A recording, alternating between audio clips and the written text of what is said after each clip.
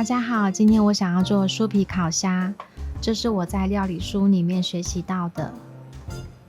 如果你想要尝试不一样的虾子料理，今天就和我一起动手做吧。今天准备了卡马龙美洲白金虾，我们先处理虾子的外壳，然后留下虾子的尾巴。这部位可以切几刀，可以留下完整的虾子尾巴。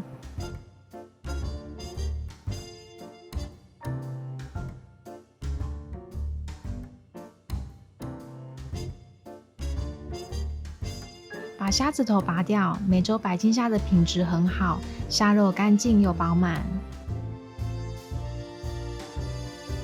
料理书使用培根作为虾子的外馅，我使用五花肉来替代。如果你可以买得到薄片烟熏培根，一定会更美味。大概简单烙的虾子就完成了。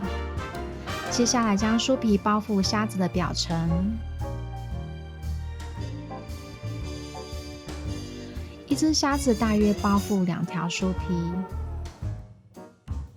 如果你是酥皮的爱好者，我想可以包覆更多层。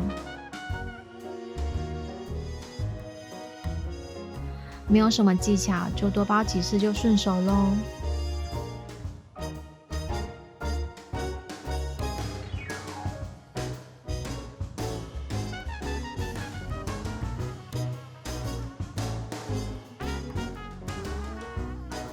完成后，在表面涂上蛋液。这是一个很疗愈的步骤。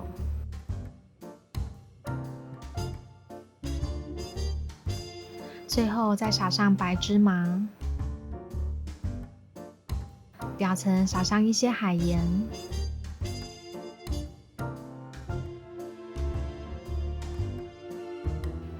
放入预热200度的烤箱，烤10到15分钟，完成咯。这是一道非常受欢迎的派对料理。